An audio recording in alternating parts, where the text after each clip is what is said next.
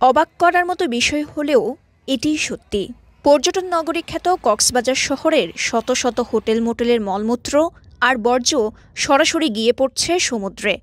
আর এই সমুদ্রের নোনা জলে প্রতিদিন হাজার হাজার পর্যটক মেতে ওঠে স্নান উৎসবে। ড্রেনেজ ও পয়ঃনিষ্কাশনের ব্যবস্থা না থাকায় প্রতিনিয়ত দূষণের শিকার হচ্ছে সমুদ্র।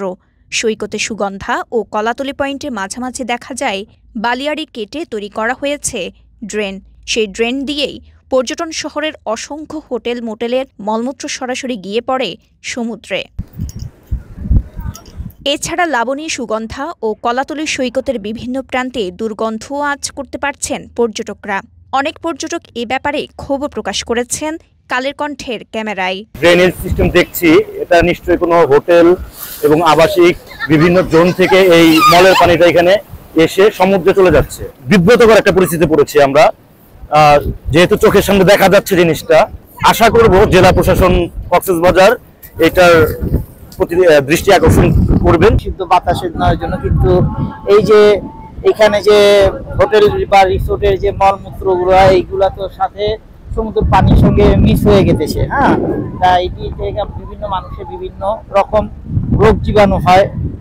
এবং আমাদেরও এখন যে আমরা যে এখান থেকে গোসল করে উঠলাম, আমাদের নিজের কাছে আনইজি মনে হইতেছে। সমুদ্র পার মানুষ ঘুরতে পারছে, আনন্দ করতে পারছি। এখন এটা যদি পানি নষ্ট, গা ফুটা যায়, গন্ধ পানিটা, এটা তো খারাপ জিনিস। টানা সপ্তমবারের মতো বেস্ট টিস্যু পেপার ব্র্যান্ড হিসেবে স্বীকৃতি পেয়েছে বসুন্ধরা টিস্যু। সমুদ্রের পরিবেশের ভারসাম্য নষ্ট হলে পর্যটকরা কক্সবাজার থেকে মুখ ফিরিয়ে নেবে বলে মত দেন পরিবেশবাদীরা।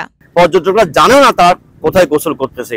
তা পর্যটকরা জানতো তারা মলমূত্রের সাথে, হোটেলের মলমূত্রের সাথে গোসল করতেছে, এটা যদি পর্যটকরা জানতো তারা কখনো এখানে আসতো না এই কক্সবাজারে সমুদ্র গোসল করার জন্য, এবং কক্সবাজার তারা ভুলে যেত কক্সবাজার আসার ব্যাপারটা। সেটা আমি প্রশাসন দৃষ্টি আকর্ষণ করবো, এখানে যেন পরিবেশ নষ্ট হচ্ছে, তার পাশাপাশি এখানে পর্যটকের বিমুখ হচ্ছে। পর্যটন নগরীর বর্জ্য ও পয়ঃনিষ্কাশন ব্যবস্থা নিয়ে কক্সবাজার জেলা প্রশাসকের শরণাপন্ন হলে তিনি জানিয়েছেন এই বিষয়টি খতিয়ে দেখতে জেলা প্রশাসনের তরফ থেকে তদারকি করা হবে। কক্সবাজার উন্নয়ন কর্তৃপক্ষ আছে, কক্সবাজার পৌরসভা আছে, এখানে প্রত্যেকেই কিন্তু তাদের ভিজিলেন্স টিম কাজ করছে, এবং যদি অবৈধ কোনো পন্থায় তারা যদি নিষ্কাশনের ব্যবস্থা করেন, এটি উভয় কর্তৃপক্ষের দেখার সুযোগ রয়েছে। জেলা প্রশাসন এই বিষয়টি তদারক করবে। পৃথিবীর দীর্ঘতম সমুদ্র সৈকতের সৌন্দর্য আর সমুদ্রের প্রাকৃতিক ভারসাম্য ও জীববৈচিত্র্য রক্ষায় পরিকল্পিত ব্যবস্থা গ্রহণ না করা হলে হয়তো একদিন গর্বের এই সমুদ্র সৈকত থেকে মুখ ফিরিয়ে নেবে পর্যটকরা। কক্সবাজার থেকে মিশু দাশগুপ্তের পাঠানো তথ্যচিত্রে সাফা মারোয়া, কালের কণ্ঠ।